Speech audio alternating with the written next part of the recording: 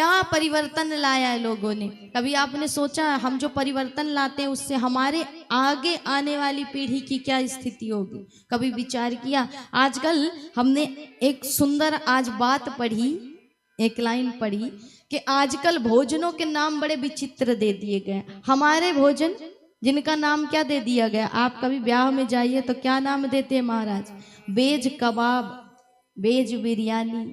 आपने कभी सोचा इसके खिलाफ कभी मुद्दा उठाया कि ये जो नाम है हम जाते हैं और हम ये भोजन करते? माना कि उसने लिखा है वेज बिरयानी, वेज कबाब, लेकिन आने वाली पीढ़ी जो हमारी होगी, जो हमारे बालक होंगे, आने वाला जो समय होगा, उसमें आपने कभी सोचा? हम जानते हैं कि ये वेज बिरयानी है, हमने उसके नाम को बदलने से नहीं रोका, लेकिन हमारी जो आने वाली पीढ़ी होगी वो तो महाराज सीधे सीधे मांसाहारी हो जाएगी। वेज कबाब, वेज बिरयानी समझ करके वो तो मांस का भक्षण करने लगेगी। इसलिए दुर्गति यहीं से आरंभ होती है कि हम किसी चीज के खिलाफ बोलते नहीं है महाराज, और इसीलिए शायद क्षति हो रही है। कलयुग अपनी चरम सीमा में है और भक्ति अब कोई करना नहीं चाहता। अपने संस्कारों, अपने मार्गों पर कोई नहीं चलना चाहता। सबको चाहिए चमत्कार, और चमत्कार को है नमस्कार। जीवन भर करेंगे पाप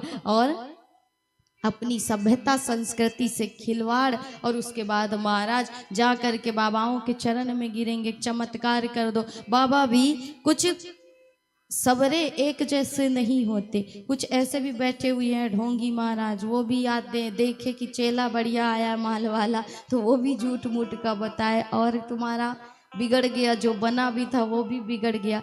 इसलिए अपने ही अंदर सब कुछ है, अपने आप को पहचानने का प्रयास करिए। सिर्फ गीता, रामायण, भागवत उठाइए, इनको पढ़िए। लेकिन समय की दुर्गति ऐसी, कहा जाता था, पहले कहा गया है, स्वयं पुराणों में, शास्त्रों में लिखा है, वही दौर आ चुका है कि जूता बिकेगा शोरूम में और गीता बिकेगी सड़क पर। महाराज यही स्थिति समाज की हो गई है।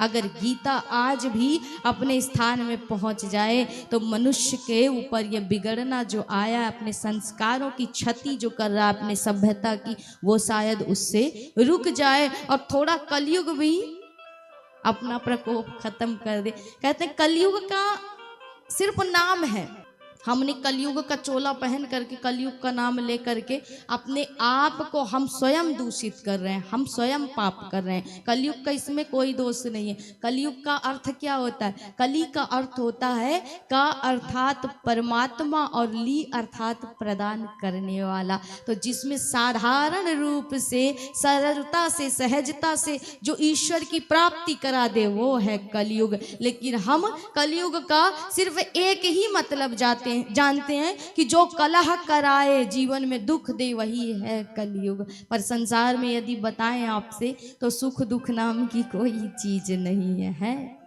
नहीं है। क्यों नहीं है? क्योंकि एक ने कहा कि मेरे सिर में दर्द है, मेरा पति मुझे मारता है, तो दूसरी सोचती है कि ये दुख है तो ये तो मेरे जीवन में भी है। ये दुख क्या है? एक दूसरे को, जिस प्रकार करंट छू जाए तो एक दूसरे को चिपका लेता है ना अपने में, उसी प्रकार ये दुख है महाराज। एक ने कहा मुझे इस बात का दुख है, तो दूसरे ने भी सोच लिया कि अगर ये दुख होता है तो ये दुख तो मुझे भी है। तीसरे ने फिर सोच लिया, चौथे ने फिर सोच लिया। बाकी संसार में ना सुख है ना दुख है। यदि आपने भक्ति का आश्रय ले लिया, अपने संस्कारों से आप विमुख नहीं हुए, अपने संस्कारों पर चले, तो आज भी संसार में कोई भी चीज आपके लिए दुर्लभ नहीं है।